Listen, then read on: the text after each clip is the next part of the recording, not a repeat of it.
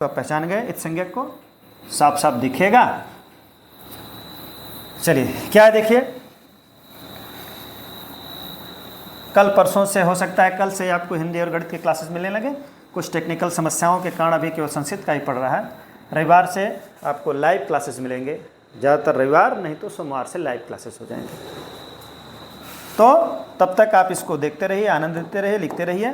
क्या देखिए, एक प्रश्न यहाँ से बनेगा कि 1 से 4 तक स्वर, ये बात हो चुकी थी, और यहाँ से जो 5वां था, यहाँ से लेकर यहाँ तक क्या था, ये व्यंजन था। अभी मैं एक प्रश्न पूछा हूँ कि इसमें इत संज्ञक वर्ण कितने हैं। देख लीजिए क्या पूछा गया प्रश्न, अभी नोट किया गया है। इत संज्ञक वर्ण कितने हैं, तो ये इत संज्ञक वर्ण तो 14 हैं। लेकिन अगर यहीं से एक प्रश्न नया बनेगा, यहाँ से देखिए मुस्कुरा रहे हैं, हम जो प्रश्न बनाना चाहते हैं वो अब देखिए। इस संज्ञक वर्णों की संख्या वहाँ 14 है, 2 नहीं है। कौन इत संज्ञक, कौन सा इत संज्ञक वर्ण 2 बार आया है, ये प्रश्न 2 बार आया है। संख्या तो गिनती हो गई थी अगले वीडियो में। अब यहाँ देखिए कौन सा वर्ण दोबारा, प्रश्न ध्यान दीजिए क्या है। इत संज्ञक वर्ण कौन सा है जो 2 बार आया है पूरे सूत्र में। आप देखिए आपके सामने स्पष्ट दिख रहा है, तो हम उसको घेर रहे हैं। एक देखिए यहाँ पर है और एक यहाँ पर है, तो समझ गए होंगे कौन सा इस संज्ञक वर्ण है जो 2 बार आया है। तो इसका आंसर हमको मिल चुका, वो ड़ है। एक आपको क्लियर हो गया। अब क्या पूछा है, ये इसका भी उत्तर मिल चुका है, ये 14 है। 3 प्रश्न और बचे हैं। कौन सूत्र में, माहेश्वर सूत्र में, माहेश्वर सूत्र में कौन सा वर्ण 2 बार आया है। अब वर्ण की बात हो रही है, इस संज्ञक की बात नहीं हो रही है। इस संज्ञक की बात नहीं, वर्ण कौन सा 2 बार आया है उसको फिर से देखिए। कौन सा वर्ण आपको 2 बार दिख रहा है, देख लीजिए यहाँ पे। अब यहाँ देखते हुए अब उसको हम अलग ले चल रहे हैं, अलग रंग से, अलग कलर से। देखिए यहाँ पर एक बार हा आपको दिख रहा है, एक हा यहाँ दिख रहा है, तो पता चल गया कि हा 2 बार आया और कहीं आपको कोई चीज़ 2 बार नहीं मिलेगी। उसका भी कारण अभी बताया जाएगा। हा 2 बार आया है और इस संज्ञक 2 बार आया है, तो इस प्रश्न का भी उत्तर मिल चुका। क्या, हा ये 2 बार आया है। चलिए और देखिए क्या है, हा 2 बार आया है। और अब क्या बचा, 2 प्रश्न और बच गए। व्यंजन कितने हैं, तो व्यंजन देखिए जब पूछेगा माहेश्वर सूत्र के अनुसार व्यंजनों की संख्या तो आपको 33 ही बतानी है। लेकिन उसके आगे पूछा है सूत्र में कुल कितने व्यंजन हैं। अगर कुल की बात करेगा तो चूंकि हा 2 बार आया है, आप गिन के देख लीजिए, आपके पास ये वीडियो रहेगा ही, देखिएगा। तो चूंकि यहाँ पर हा आया हुआ है और यहाँ पर हा आया हुआ है, तो इनको लेकर उनकी कुल संख्या क्या हो जाएगी, 34 हो जाएगी। ये आप याद रखिएगा। इतने प्रश्न यहाँ से ये भी बनते हैं। इत संज्ञक वर्ण कितने हैं, 14 हैं। माहेश्वर सूत्र में कौन सा वर्ण 2 बार आया, हा 2 बार आया है। व्यंजन कितने हैं, 33 हैं। लेकिन कुल कितने व्यंजन हैं, जहाँ कुल पूछेगा तब एक ठो ह बढ़ेगा, चूँकि वो 2 बार आया, वो 34 हो जाएगा। और कौन सा इस संज्ञक वर्ण 2 बार आया है, दिखाए हैं इत संज्ञक मतलब पहरेदार, वो ड़ 2 बार आया है। और देखिए इसमें क्या बन सकता है, और उसको आपको लिखना है। चूँकि वीडियो ज़्यादा बड़ा ना हो उसका भी हम ध्यान दे रहे हैं कि आप जल्दी से सोचते हैं जल्दी से ख़त्म हो जाए, लेकिन संस्कृत जल्दी वाली चीज़ नहीं। आप इसको एक बार देख लेंगे तो बार बार तैयार करने की ज़रूरत नहीं पड़ेगी। वो नोट बनाते रहिए, लिखते रहिए, समझते रहिए, बोलते रहिए, चिल्लाते रहिए, और चिल्लाते चिल्लाते ये याद हो जाएगा। कुछ एक लोगों का प्रश्न आया था कि ये याद कैसे होगा। याद करने के लिए हम बताएंगे आपको, संडे को एक वीडियो डालेंगे, केवल इसको याद करना सिखाएंगे, और आपको गारंटी दे रहे हैं कि याद हो जाएगा। लेकिन उसकी झलक देखिए क्या है कि जहाँ से आपको याद होगा। ये 5वां है, 5वें को आप ध्यान से देखिए। आप अभी जब से टेट की परीक्षा आई है तब से हाय हाय हो रहा है, लेकिन हाय हाय करते हुए भी लोग रट रहे हैं। हाय हाय कर रहे हैं, इसको है मान लीजिए, और रट रहे हैं, और बीच में वह बैठा हुआ है, तो है वरट। ये 5वां है और हैवरट हाय हाय करते हुए रटिए। हैवरट तो याद हो जाएगा, हाय हाय करते हुए रटना है, वह बीच में है। हैवरट हाय हाय करते हुए रटिए, लेकिन आपको रटना कितना है? 5 विषय। उस 5 विषय में 5वां सूत्र भी है और 5 दूना 10 होता है। जब तक 10 बार बोलेंगे नहीं तब तक मामला गड़बड़ाएगा। 2 सूत्र आपको यही दिख गया कि अगर आपको पूछे 5वां क्या है तो कहेंगे हाय हाय करते हुए रट रहे हैं, हैवरट है। और जब तक 10 बार एक एक चीज़ नहीं बोलेंगे मामला गड़बड़ हो जाएगा। तो गढ़ को गड़बड़ मान के चलिए, मामला गड़बड़ा जाएगा। तो 2 सूत्र आपको याद हो गया। आखिरी में कोई समस्या नहीं है, हल है। और पहला क्या है? अयुड़ा, इसको याद करना। चार्ट तो यही निपट गया। और के लिए हम बताएंगे, लेकिन जिस मूल काम के लिए हम आपको उपस्थित हुए हैं यहाँ पर, उसकी बात हो। यहाँ देखिए और क्या क्या है। तो हाय हाय करते रहिए, रटते रहिए हैवरट को, और जब तक 10 बार नहीं पढ़ेंगे तब तक मामला गड़बड़ाएगा। तो जब गढ़ 10 हो जाएगा। अब करना क्या है देखिए, इसमें और चीज़ क्या है देखिए,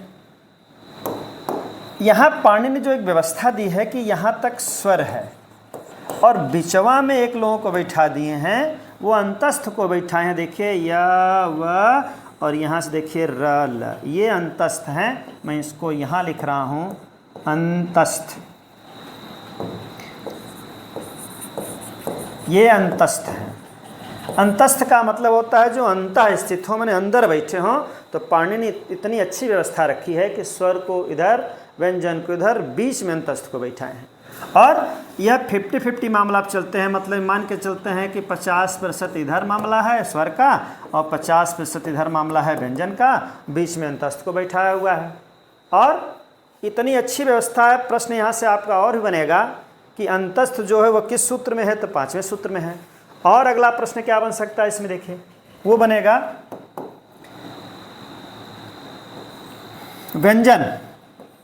जो पाणिनि ने व्यंजन दिया है उनका क्रम कैसे है, वो कैसे कैसे आए हैं, उसको जरूर ध्यान दीजिएगा। पहले तो उन्होंने अंतस्थ को बैठा दिया, अभी आपको दिखाए हैं। देखिए पहले अंतस्थ को बैठा दिया, और अंतस्थ को बैठाने के बाद यहीं से फिर शुरू किया है 5 4 3 2 1। पहले 5वां व्यंजन, फिर चौथा व्यंजन, फिर तीसरा, फिर दूसरा, फिर पहला, इसी क्रम में आया हुआ है। उसके बाद ऊष्म व्यंजन आया है, माने पहले अंदर बैठो फिर गर्मी, ये उस ऊष्म है। इसकी बात हम आगे करेंगे नेक्स्ट वीडियो में। अभी तो केवल हम प्रत्याहार की बात देख रहे हैं कि कितने प्रश्न बन सकते हैं, कितने तरह से एग्जाम बनाएगा। आप हर पहलू को सोचिए, कहाँ से प्रश्न बनाएगा प्रत्याहार पे। तो क्रम जान लीजिए क्या क्या। देखिए देखते जाइए। सबसे पहले देखिए 5वां है, देखिए य म ङ ड़ न म, ये 5वां है। उसके बाद देखिए याद करिए सब चौथा आया हुआ। देखिए झ च छ ज झ चौथा है, प फ ब भ चौथा है, घ चौथा है, ढ चौथा है, मतलब ये सारे चौथे आए हुए हैं। उसके बाद किसका नंबर देखिए? तीसरे का। तीसरा देखिए यहीं शुरू हो गया, चूँकि ये संज्ञक है उसको कट करना, इससे हमसे कोई मतलब है ही नहीं। चलिए अब यहाँ देखिए ज तीसरा है, ब तीसरा, ये तीसरा आया है। उसके बाद देखिए दूसरे की लाइन शुरू हो गई है। दूसरा देखिए यहाँ तक है। उसके बाद देखिए पहले का नंबर आ गया च ट त क प, ये यहाँ ये व्यवस्था दी गई है। उसके बाद जो मिलेंगे ये 3 लोग, ये 3 महाशय, तीनों की बोली भाषा एक है। ये सर हैं, सर प्रत्याहार, जिसको ऊष्म व्यंजन बोलते हैं। हिंदी में भी इसकी बात होगी। तो एक तरफ ऊष्म है और एक तरफ अंतस्थ बैठा हुआ है, बीच में सभी व्यंजनों की व्यवस्था दी गई है। 5 4 3 2 1 के अनुसार पहले 5वां व्यंजन, फिर चौथा व्यंजन, फिर तीसरा व्यंजन, फिर दूसरा व्यंजन, फिर पहला व्यंजन, और कुल मामला बता के कह देख भाई हल हो गया। एक चीज़ और, अगर आपको इसमें एक प्रश्न और बन सकता है क्या कि हल में कहाँ से गिनेंगे, हल में कौन आता है? तो हल आपको 2 तरह से दिख रहा है। कौन कौन 2 तरह से दिख रहा है? देखिए एक ह यहाँ से ह दिख रहा है, और एक ह यहाँ दिख रहा है। तो किस हल की बात करेंगे? हम बताए हैं संक्षेपी कर्ण के लिए ही यह आया हुआ है। तो हल कह देंगे तो केवल एक व्यंजन मिलेगा, इस नाते इसको छोड़ा जाएगा। हल की बात जब भी होगी इस ह से लेकर यहाँ तक होगी, लेकिन इसमें इसको कट कर देंगे। क्यों कट करेंगे उसकी बात याद रखिए कि हल में अभी बताए हैं, हल का मतलब पहले दिन से चिल्ला रहे हैं कि 33 व्यंजन की बात होती है, जबकि उसमें ह 2 बार आता है। 2 बार ह आएगा तो एक छोड़ेंगे एक पकड़ेंगे, तो 33 व्यंजन की बात होगी। तो तो हल की बात करने पर आपको 33 व्यंजन का नाम लेना है, लेकिन जब पूछेगा कि पूरे महस्व सूत्र में व्यंजन कितनी बार आए हैं तो उनकी संख्या कितनी है, तो वो 34 है। इसकी बात हो गई। और अंतिम में यह बात यहीं पर समाप्त करते हुए आपको दिखा दें कि एक चीज़ आप ज़रूर याद रखिए, चूँकि हिंदी जब लेके आएंगे तो आपको हिंदी में बड़ी मदद मिलेगी। यहाँ पर क्रम आपको फिर साफ कर दे रहे हैं, पूरा आपको साफ साफ दिख रहा है क्या, हमारे 14 महस्व सूत्र, 42 प्रत्याहार, फिर सूत्र कितने हैं प्रत्याहारों पर। जी अगर इससे प्रश्न बनता है प्रत्याहार कितने हैं, तो जब भी आपको प्रत्याहार दे दे 43, 42, 44, 40, ये 4 विकल्प आपको दे रहा है, तो आपको हमेशा कौन लगाना है, 42 ही लगाना है। उस भ्रम में मत पड़िएगा 43। लेकिन जब प्रश्न बनाए कि 43वां प्रत्याहार कौन सा, अगर ऐसा पूछ दिया 43वां प्रत्याहार, ये अभी प्रश्न आया हुआ है, अभी बता रहे हैं कौन सा। जब 43वां प्रत्याहार पूछेगा तब आपकी गिनती क्या हो जाएगी, 43 होगी।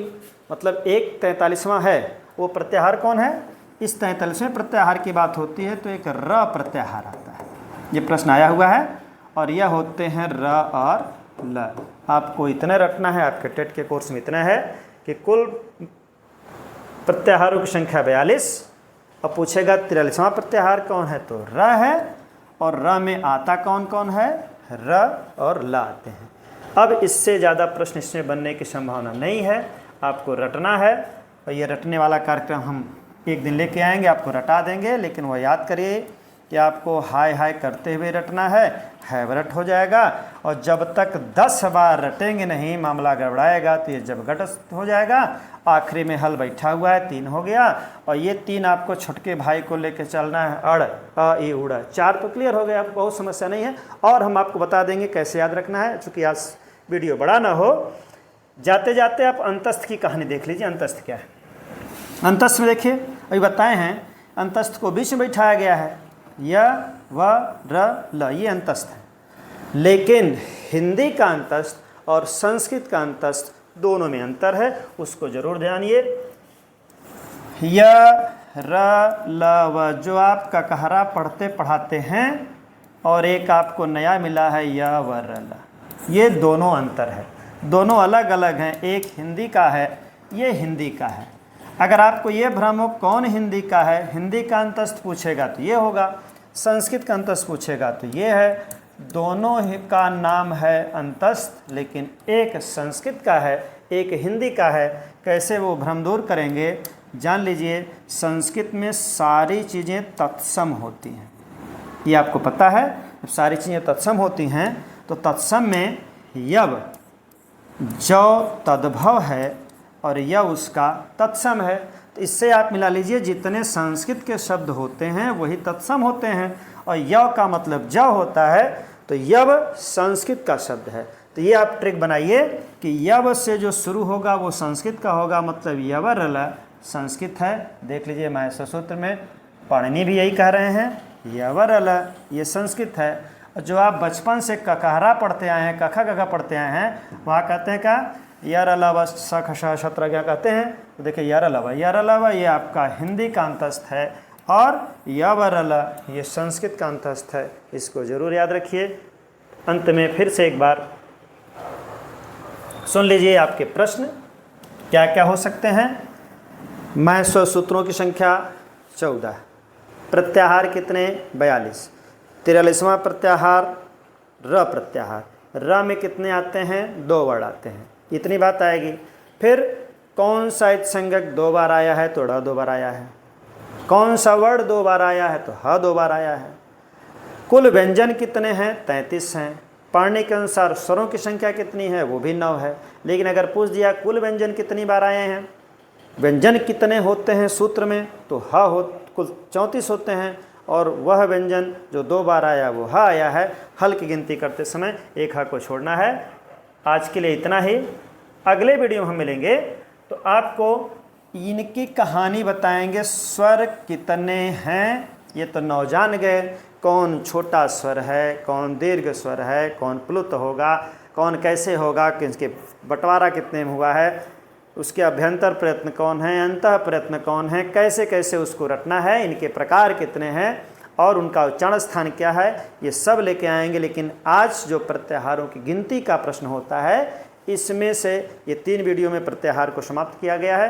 क्योंकि आपको बहुत सारे विषय पढ़ने हैं तो हर एक ही विषय पे ज़्यादा बल नहीं देना है आपको, लेकिन इतना है कि जो बताया गया वो निचोड़ बताया गया है, वो आपके संतुष्टि के लिए पर्याप्त होगा। लेकिन फिर वही शर्त है कि आप वीडियो पूरा देखिए, लिखिए और लिख कर याद करिए, जहाँ भी कोई मिले उससे पूछ दीजिए और तब तक पूछिए जब तक परीक्षा हो न जाए। क्योंकि यह कोरोना की तरह फैलाइए कि जहाँ भी मिल जाए प्रत्याहार कितने हैं, र प्रत्याहार कितना होता है, ये प्रत्याहार कितने हैं, कौन बार 2 बार आता है।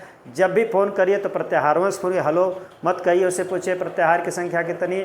तो ऐसे कुछ करेंगे तो ऐसे आपके बच्चे भी पढ़ेंगे, आप भी पढ़ें। अगर आप पढ़ रहे हैं, पढ़ा रहे हैं, तो यह करने से होता है वही बात, उद्यमे नहीं सिद्ध्यन्ति कार्याणि मदरथै नहीं सुप्तस्य सिंहस्य प्रवशन्ति मुखे मृगा।